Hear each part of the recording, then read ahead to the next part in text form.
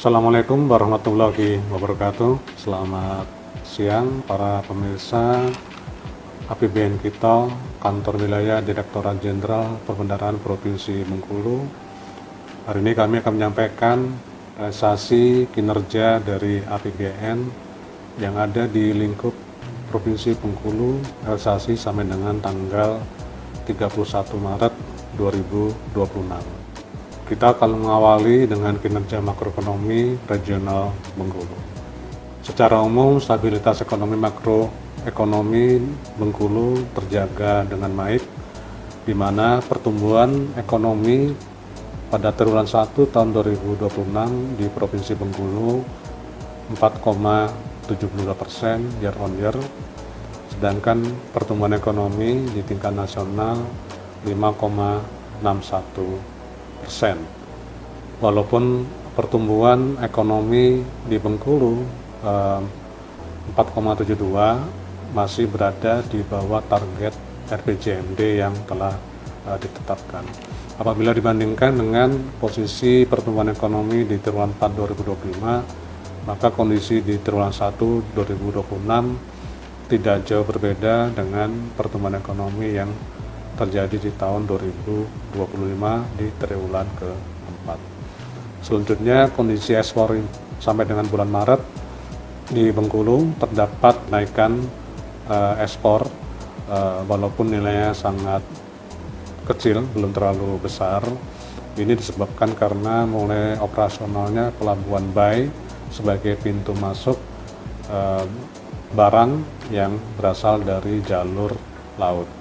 Kemudian dari sisi Gini rasio, posisi sampai dengan September 2025, Provinsi Bengkulu mencatat 0,33%, lebih rendah dibandingkan Gini rasio di tingkat nasional yang 0,363. Tingkat pengangguran terbuka sampai dengan Februari 2026 di Bengkulu mencatat sebesar 3,23%.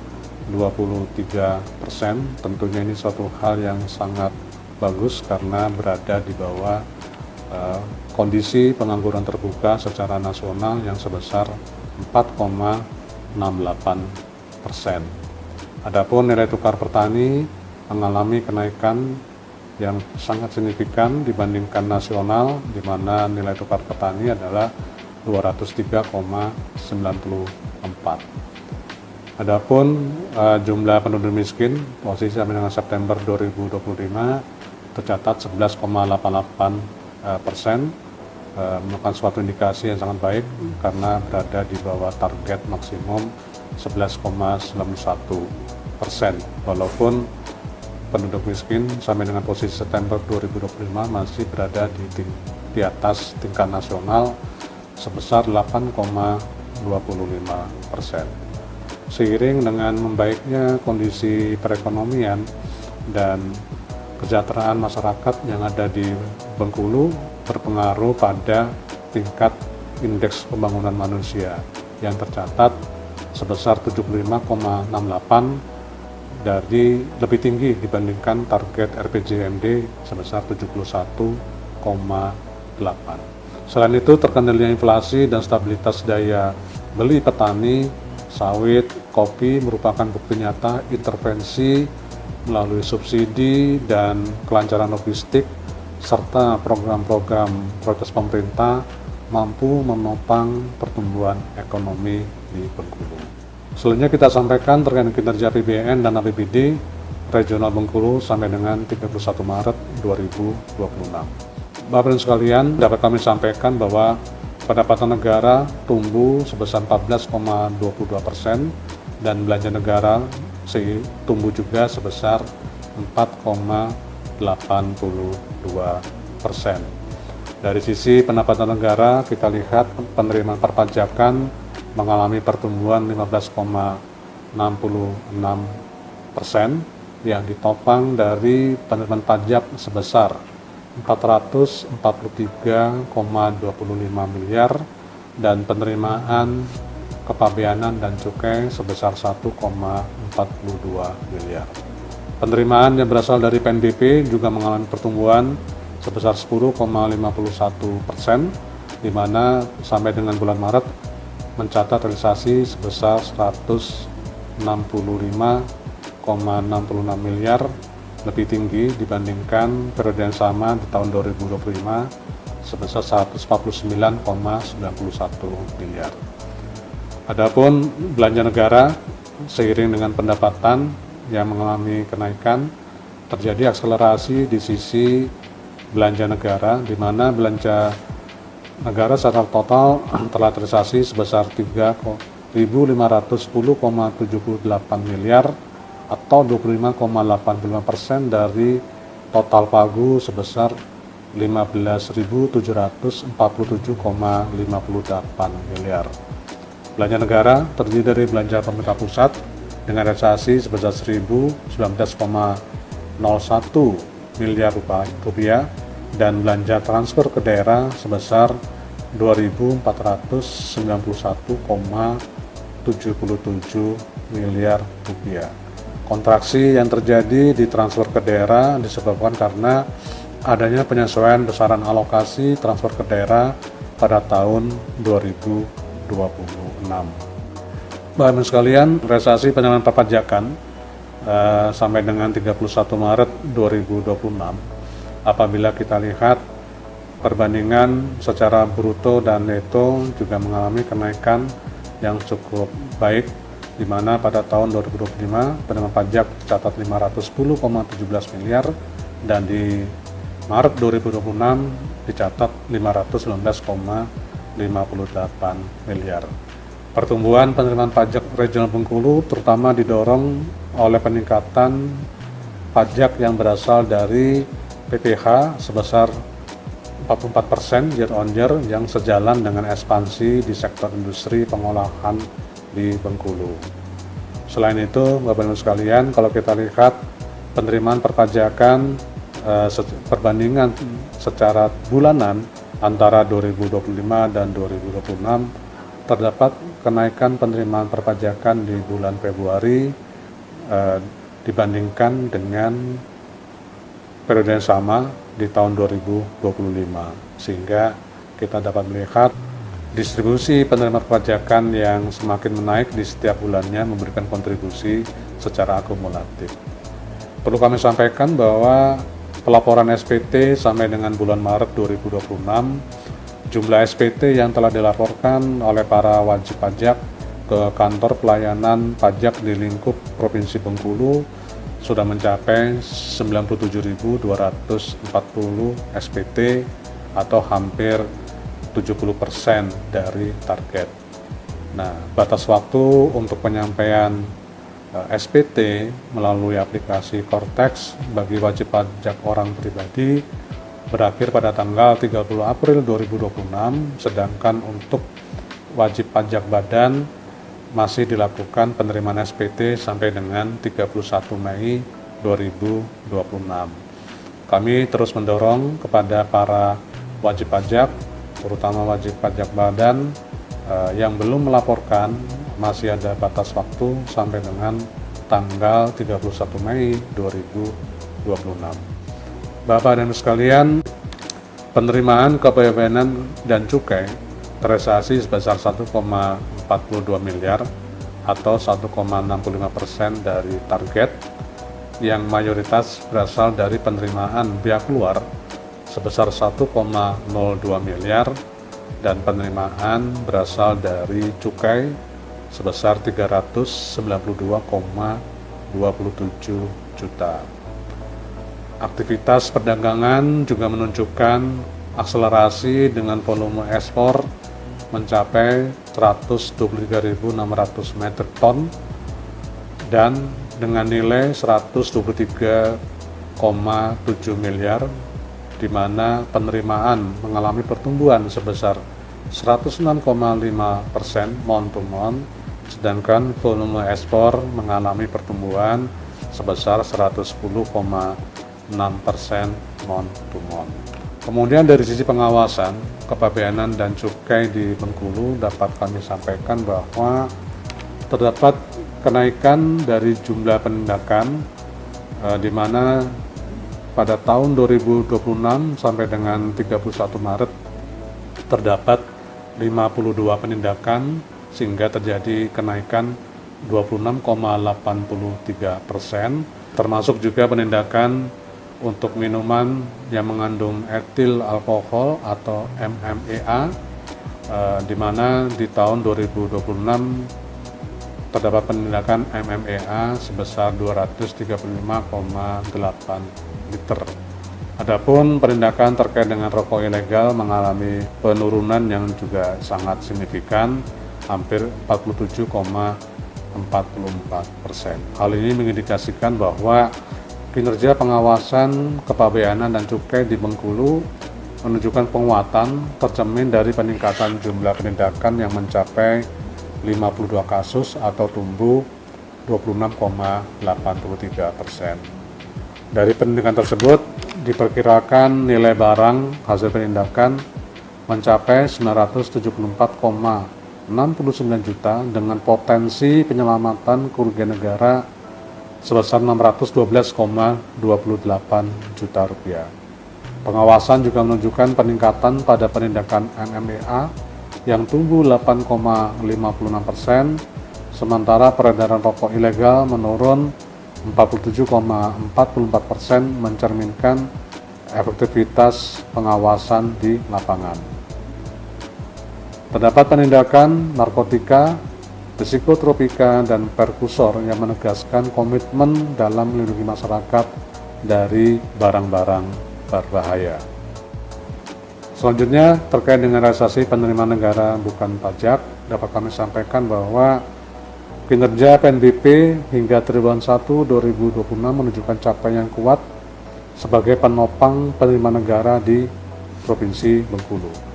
Kontribusi terbesar berasal dari BLU yang mencerminkan meningkatkan kualitas layanan publik berbasis tarif, khususnya di sektor pendidikan dan layanan pemerintah. Sementara itu, PNBP lainnya juga tumbuh solid yang menandakan aktivitas ekonomi dan layanan administratif pemerintah yang semakin pulih. Dominasi penerimaan berasal dari Kementerian Pendidikan Tinggi, Sains dan Teknologi sebesar 61,33 miliar, Kementerian Agama sebesar 24,59 miliar, serta Kepolisian sebesar 23,72 miliar. Capaian ini tentu menjadi sinyal positif bahwa optimalisasi PNBP terus berjalan on track dengan potensi peningkatan yang masih terbuka melalui penguatan layanan, inovasi BLU, serta intensifikasi penerimaan yang berada di masing-masing satuan kerja. Bapak Ibu sekalian, berikutnya adalah realisasi belanja pemerintah pusat sampai dengan 31 Maret 2026 yang tercapai sebesar 1.019,01 miliar atau 19,51% dari pagu APBN.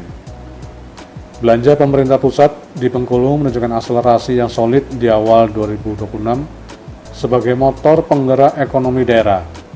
Peningkatan realisasi mencerminkan percepatan eksekusi anggaran yang lebih baik dibandingkan tahun sebelumnya, didukung oleh perbaikan sistem dan kesiapan pelaksanaan serta kualitas perencanaan belanja yang semakin bagus. Secara umum, struktur belanja masih tetap didominasi oleh belanja pegawai, menjaga kesinambungan layanan publik, sementara mulai ada peningkatan dari sisi belanja barang yang menandakan aktivitas program pemerintah yang semakin berjalan. Belanja modal juga mengalami peningkatan dibandingkan tahun sebelumnya dengan realisasi sebesar 80,95 miliar atau tumbuh sebesar 84,86%. Peningkatan belanja modal ini tentunya akan mendukung pertumbuhan ekonomi, penguatan infrastruktur pelayanan, dan tentunya dukungan belanja publik, antara lain teralokasi di Kementerian Pekerjaan Umum sebesar 45,66 miliar, Kementerian Agama sebesar 28,86 miliar, Kementerian Perhubungan sebesar 2,16 miliar, serta Mahkamah Agung sebesar 1,5 miliar. Adapun realisasi bansos telah tersalurkan seluruhnya untuk Satuan Kerja Sentra Dharma Guna, di mana penyaluran bansos ini dipergunakan untuk keperluan rehabilitasi sosial dalam bentuk barang. Hal ini menunjukkan komitmen pemerintah dalam mempercepat dukungan rehabilitasi sosial kepada masyarakat penerima manfaat yang termasuk dalam kriteria penerima bantuan sosial. Penyaluran TKD sampai dengan 31 Maret tercatat sebesar 2,5 triliun atau 29,81% dari alokasi TKD saat ini. Apabila dibandingkan dengan tahun sebelumnya, terdapat penurunan penyaluran TKD secara nominal, namun ini disebabkan karena terdapat penyesuaian alokasi anggaran TKD di tahun 2026. Dampak TKD terhadap pelayanan publik antara lain digunakan untuk penggajian ASN daerah di Bengkulu, penggajian P3K, serta penggajian P3K paruh waktu. Untuk keperluan dana BOS sekolah-sekolah sebesar 359.458 siswa, kemudian penerima BOP PAUD dan sebesar 44.714 siswa, dan di kesetaraan 7.301, serta untuk keperluan pembayaran tunjangan profesi guru ASN daerah sebanyak 19.994 guru. Kami di JPB terus proaktif memberikan pendampingan dan relaksi administratif guna memastikan kelancaran penyaluran TKD baik di TKD dana desa, DAU, DAK fisik lainnya, DBH maupun BOK Puskesmas. Saat ini yang perlu menjadi perhatian kita adalah realisasi penyaluran DAK fisik masih 0% dari alokasi yang telah disediakan. Secara spasial, perbandingan nilai penyaluran TKD sampai dengan 31 Maret 2026 dapat kita lihat bahwa Kabupaten Mukomuko mencatat realisasi tertinggi dalam penyaluran TKD, yaitu 32,43%, sedangkan Pemda-pemda yang lain masih ada yang berada di kisaran 30% dari total alokasi, seperti Pemda Provinsi Bengkulu, Kabupaten Seluma, Kabupaten Rejang Lebong, Kabupaten Kaur, Kabupaten Lebong.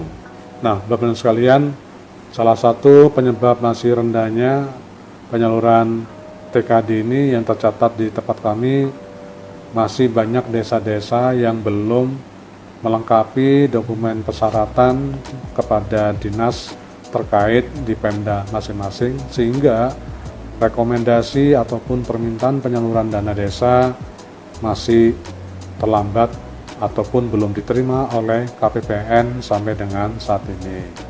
Kami menghimbau kepada desa-desa untuk segera berkoordinasi dengan dinas terkait dan menyampaikan dokumen-dokumen persyaratan sehingga Pemda dapat segera menyampaikan dokumen syarat salur kepada KPPN mitra kerjanya.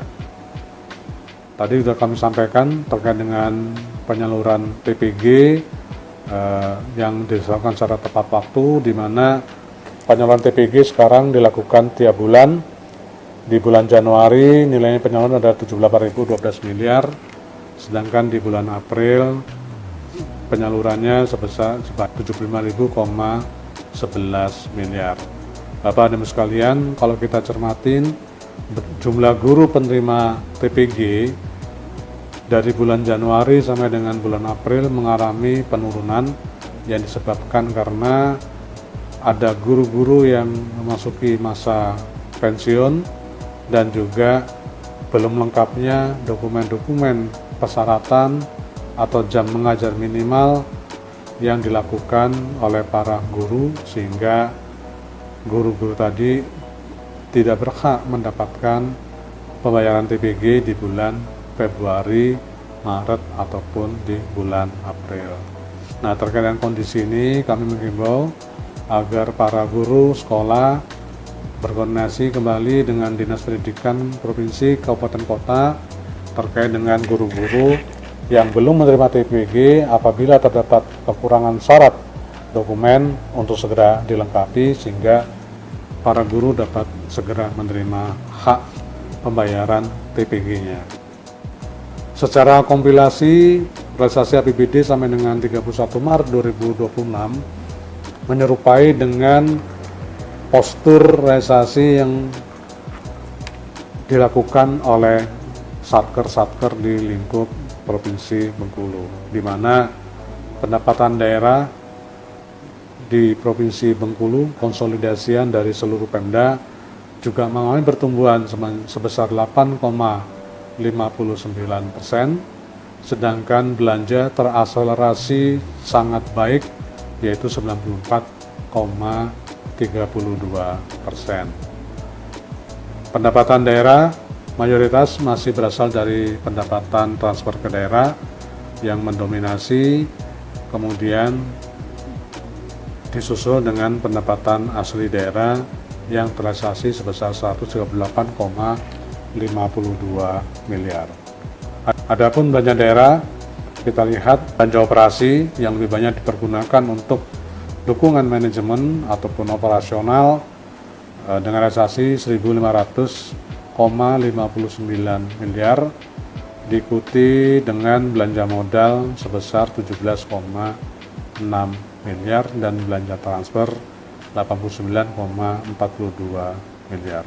Bapak-Ibu sekalian, tentunya akselerasi dari belanja modal sangat penting karena belanja modal ini mempunyai dampak cukup luar biasa seperti serapan tenaga kerja, perputaran uang yang lebih banyak terjadi, dan juga hal-hal yang lain. Oleh sebab itu, kami juga terus mendorong agar postur APBD para pemerintah daerah yang ada di lingkup Provinsi Bengkulu semakin mengedepankan untuk keperluan alokasi yang bersifat investasi. Tentunya alokasi tersebut disediakan di belanja modal. Bapak-Ibu sekalian, berikut kami sampaikan kinerja kredit program dan perkembangan program strategis regional Bengkulu. Sebagai dukungan pemerintah kepada pengembangan sektor real, maka pemerintah menggunakan program KUR dan UMI. Berikut kami sampaikan penyaluran KUR dan UMI sampai dengan 31 Maret 2026. Jumlah debitur yang telah menerima program KUR sebanyak 12.214 debitur dengan nilai penyaluran sebanyak 1.007 miliar rupiah. Penyaluran terbanyak berada di wilayah Pemda Kabupaten Bengkulu Utara, diikuti dengan Kabupaten Mukomuko serta Kota Bengkulu. Penyaluran sebesar 62,69% dilakukan melalui BRI, sedangkan berdasarkan sektor usaha 64,16% penyaluran KUR mengalir ke sektor-sektor pendukung pertumbuhan ekonomi di Bengkulu, yaitu sektor pertanian, sektor perburuan, dan juga sektor kehutanan. Dari sisi penerima, mayoritas penerima KUR merupakan masyarakat berpendidikan terakhir SMA ataupun SLTA sederajat dengan jumlah komposisi penerima 58,66%. Adapun kredit ultramikro telah terrealisasi sebesar 37,44 miliar untuk 5.443 debitur.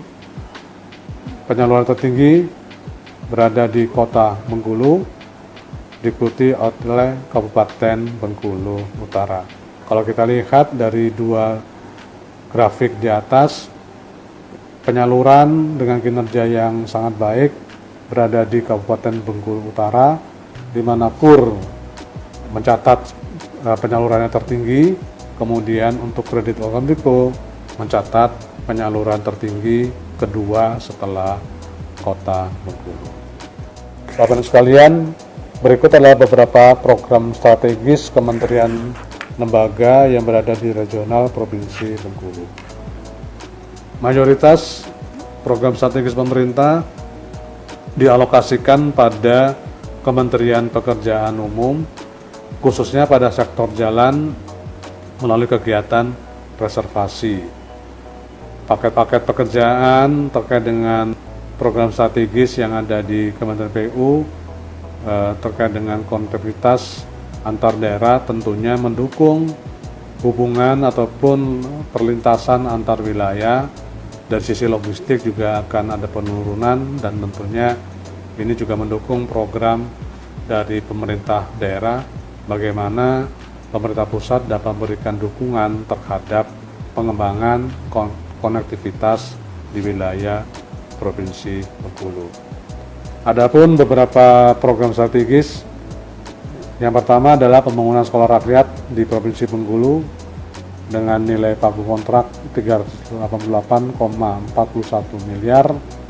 Kemudian peningkatan jaringan irigasi Kabupaten Seluma dengan nilai 49,22 miliar, di mana sampai dengan 31 Maret belum terdapat realisasi, diikuti dengan paket reservasi Jalan Tais, Mana, batas Provinsi Sumatera Selatan, reservasi Jalan batas Provinsi Sumatera Barat, Sebelat, rehabilitasi daerah irigasi air Seluma dengan nilai kontrak 30,94 miliar, serta beberapa pekerjaan reservasi lainnya. Kondisi ini menegaskan perlunya percepatan terutama pada sektor-sektor yang belum berjalan untuk menghindari penumpukan realisasi anggaran di akhir tahun serta memberikan jaminan bahwa kemanfaatan dari belanja modal ini dapat segera dirasakan oleh masyarakat sehingga dapat menjadi bagian dari pencatatan pertumbuhan ekonomi di triwulan 1 2026 dampak dari percepatan belanja modal atau belanja-belanja yang bersifat investasi. Selanjutnya untuk sekolah rakyat dapat kami sampaikan bahwa target total pembangunan berada di 6 wilayah di Bengkulu, yaitu di Bengkulu Utara, Bengkulu Tengah, Kota Bengkulu, Kepahyang, Bengkulu Selatan, serta Kaur. Sampai dengan saat ini baru 2 sekolah yang telah berjalan secara operasional sejak tahun 2025, yaitu SRMA 6 Kota Bengkulu yang menampung 98 siswa, diikuti dengan SRT 14 Kaur dengan peserta 53 siswa SMP, 37 siswa SMA. Kanwil DJPP Provinsi Bengkulu terus berkomitmen untuk terus melakukan monef dan koordinasi dengan KL serta Pemda guna memastikan kelancaran pelaksanaan, percepatan realisasi anggaran serta penyesuaian pembangunan sekolah rakyat sesuai dengan target. Adapun program MBG telah memberikan dampak kepada peningkatan gizi yang menggerakkan ekonomi sirkular di Provinsi Bengkulu. Saat ini jumlah penerima manfaat dari program makan gratis adalah sebanyak 331.731 penerima manfaat dengan 122 SPPG aktif. Realisasi sampai dengan 30 April 2026 sebanyak 291,91 miliar dengan jumlah penerima mayoritas berada di Bengkulu Utara dan Kota Bengkulu. Kota Bengkulu 108.798 penerima MBG, kemudian Kota Bengkulu 108.798 penerima. Program ini memberikan dampak ekonomi yang signifikan dengan melibatkan 840 supplier dan serapan tenaga kerja sebanyak 5.704 tenaga kerja. Keterlibatan supplier lokal secara langsung tentu akan berkontribusi dalam meningkatkan omset UMKM, petani dan nelayan termasuk di wilayah desa di Bengkulu. Oleh sebab itu, kami perlu melihat adanya kerjasama antara Koperasi Desa Merah Putih, Koperasi Kelurahan Merah Putih, apabila telah beroperasional, membangun kemitraan dengan dapur-dapur MBG, sehingga pasokan dari MBG juga berasal dari pasokan-pasokan ataupun ketersediaan barang yang ada di para pelaku UMKM yang ada di Provinsi Bengkulu. Bapak-Ibu sekalian, berikutnya kami sampaikan terkait dengan perkembangan Koperasi Desa Merah Putih, di mana saat ini terdapat 1.508 koperasi yang sudah terdaftar dalam akte atau sudah berbadan hukum, di mana terdapat 3 gerai koperasi yang sudah aktif walaupun belum secara rutin setiap hari dibuka, yaitu di Koperasi Kelurahan Merah Putih Pagar Dewa Kota Bengkulu, KDMP Pulai Payung Kecamatan Ipuh Kabupaten Mukomuko, serta KDMP Lubu Gedang Kecamatan Lubu Pinang Kabupaten Mukomuko. Sebaran koperasi saat ini paling banyak adalah di Kabupaten Mukomuko sebanyak 219 KDMP, diikuti dengan Bengkulu Selatan sebanyak 200 KDMP. Bapak-Ibu sekalian, terkait dengan kualitas, akuntabilitas, dan pelayanan prima Kanwil DJPP Bengkulu, tentunya kami memberikan apresiasi sebesar-besarnya kepada Bapak dan Ibu sekalian telah memberikan feedback, penilaian terhadap pelayanan yang diberikan oleh Kanwil DJPP Provinsi Bengkulu, sehingga pada triwulan keempat tahun 2025 kami memperoleh skor Indeks Kepuasan Masyarakat atau IKM sebesar 4,88 dan termasuk dalam kategori sangat baik atau kategori A. Kanwil DJPP Provinsi Bengkulu juga aktif mengawal penyaluran dan rekomendasi TKD Pemda untuk memastikan opini dari hasil audit BPK yang dilakukan kepada Pemda memperoleh predikat wajar tanpa pengecualian ataupun WTP. Kesimpulan dari paparan yang tadi saya sampaikan, yang pertama adalah secara keseluruhan kinerja APBN Regional Bengkulu hingga triwulan 1 2026 menunjukkan tren yang positif dan terus terjaga. Pendapatan negara tumbuh solid didukung oleh kinerja perpajakan dan mulai pulihnya aktivitas perdagangan, sementara belanja negara terus diakselerasi untuk mendorong aktivitas ekonomi dan pelayanan publik. Di sisi lain, penguatan pengawasan, optimalisasi PNBP serta penyaluran TKD ke daerah dan berbagai program seperti MBG dan dukungan pembiayaan UMKM turut memberikan dampak nyata bagi masyarakat dan perekonomian daerah. Namun demikian, masih terdapat beberapa catatan dan tantangan dalam pemerataan kualitas pelaksanaan belanja dan proyek strategis, sehingga percepatan pembangunan dan penguatan koordinasi antar pemangku kepentingan menjadi kunci untuk menjawab momentum pemulihan ekonomi ke depan. Ke depan, APBN akan terus berperan sebagai instrumen utama dalam menjaga stabilitas ekonomi, mendorong pertumbuhan yang inklusif, serta meningkatkan kesejahteraan masyarakat di Provinsi Bengkulu. Akhir kata, sebelum kami menutup preskon APBN kita edisi bulan Maret tahun 2026, dapat kami sampaikan bahwa seluruh layanan yang diberikan oleh Kanwil Direktorat Jenderal Perbendaharaan maupun KPPN lingkup kerja Kanwil DJPP Provinsi Bengkulu semuanya adalah Rp0. Kami selalu mengharapkan masukan, feedback dari Bapak dan Ibu sekalian supaya kualitas peningkatan layanan yang diberikan oleh kami sesuai dengan ketentuan dan dapat memenuhi ekspektasi yang diharapkan dari Bapak dan Ibu sekalian. Demikian, terima kasih. Wassalamualaikum warahmatullahi wabarakatuh.